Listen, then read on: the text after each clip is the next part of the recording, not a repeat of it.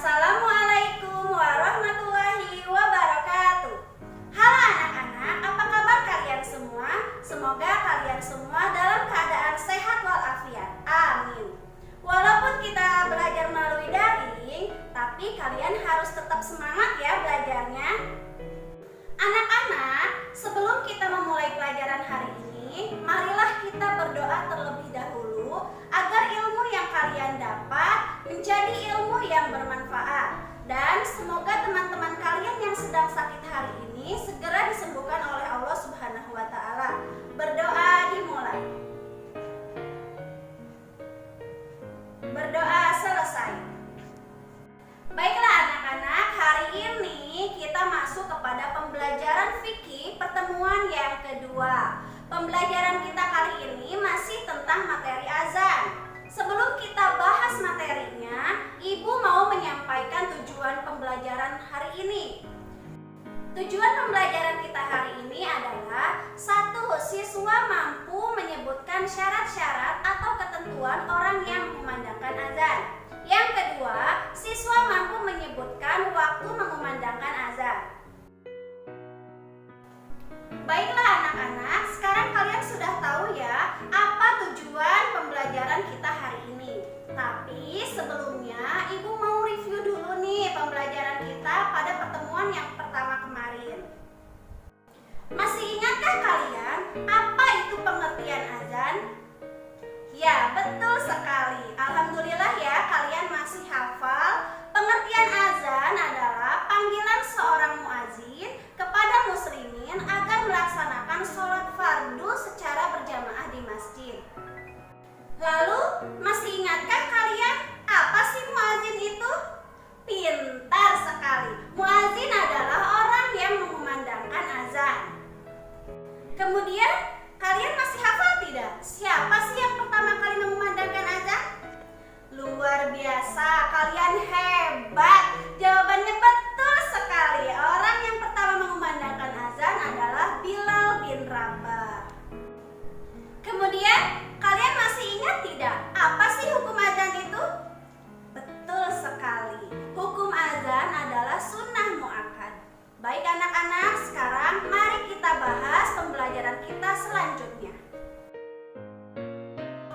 Selain kalian harus mengetahui tentang pengertian dan hukum azan, kalian juga harus mengetahui ketentuan bagi orang yang mengumandangkan azan. Nah, di sini ada 11 ketentuan atau syarat menjadi seorang muazin. Di antaranya adalah: 1. Suci dari hadas besar dan hadas kecil. Jadi, seorang muazin itu sebelum mengumandangkan azan, hendaknya ia mandi dan berwudu terlebih dahulu. Lalu yang kedua, berdiri menghadap kiblat. Seorang muazin ketika mengumandangkan azan, hendaknya ia menghadap kiblat seperti halnya ketika ia akan melaksanakan sholat. Yang ketiga, menyuarakan azan dengan jelas dan nyaring. Nah, seorang muazin ketika mengumandangkan azan, selain suaranya indah, juga harus terdengar jelas dan nyaring. Nyaring itu keras tetapi bukan berteriak ya. Lalu yang keempat, melambatkan bacaan dari tiap-tiap lafal azan. Nah, ini juga harus diperhatikan oleh seorang muazin. Jadi, ketika azan tidak boleh terburu-buru, pelafalannya harus jelas dan perlahan. Yang kelima, memasukkan 2 anak jarinya ke dalam kedua telinga. Nah, coba lihat, Bu Guru ada contoh gambarnya di sini. Jadi, ketika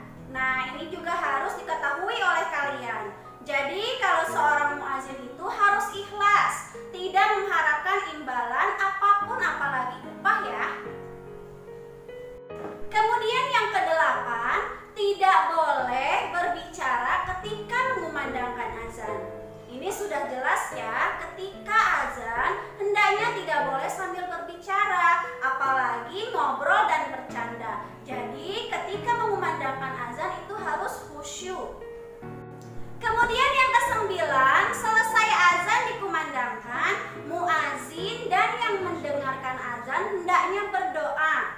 Nah, setelah azan, seorang muazin maupun yang mendengarkan azan itu harus berdoa. Kalian sudah hafal belum doa setelah azan? Kalau belum hafal, nanti kita akan belajar bersama di materi fikih selanjutnya. Kemudian yang ke-10, muazin berniat mengharap ridho Allah. Nah, ini yang tadi sudah kita bahas.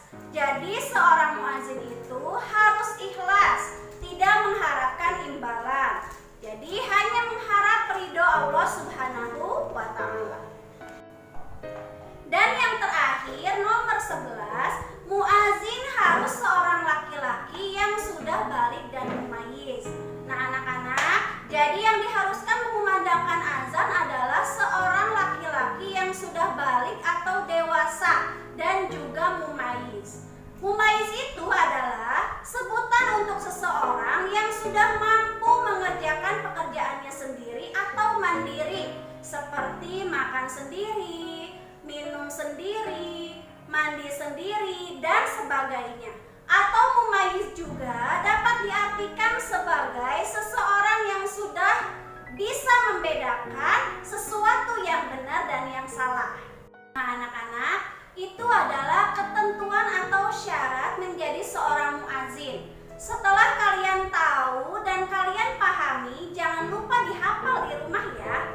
Kemudian selain kalian harus mengetahui tentang ketentuan azan atau ketentuan muazin, kalian juga harus mengetahui waktu ketika mengumandangkan azan atau waktu sholat. Pada pertemuan sebelumnya, kalian sudah belajar tentang tujuan dikumandangkannya azan. Ada yang masih hafal apa sih tujuan dikumandangkannya azan? Ya, betul. Azan bertujuan untuk memberitahu tentang masuknya sholat atau pada saat sholat telah tiba. Nah, sekarang kalian akan belajar tentang waktu sholat. Dalam sehari kita melakukan sholat fardu atau wajib berapa kali sih? Ada yang tahu? Ya, betul sekali. Dalam sehari kita melakukan sholat wajib sebanyak 5 kali.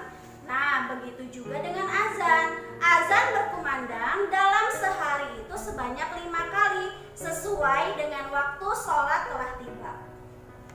Yang pertama, ketika masuk waktu sholat subuh. Yang kedua, ketika masuk waktu sholat duhur. Yang ketiga, ketika masuk waktu sholat asar. Yang keempat, ketika masuk waktu sholat maghrib. Dan yang kelima, ketika masuk waktu sholat isya. Itulah anak-anak waktu ketika azan dikumandangkan.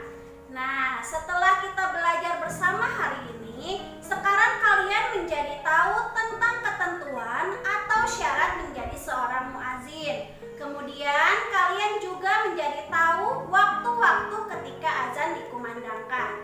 Baiklah anak-anak, untuk materi fikih minggu ini kita cukupkan sampai di sini dulu ya. Sampai bertemu kembali di pertemuan selanjutnya. Wassalamualaikum.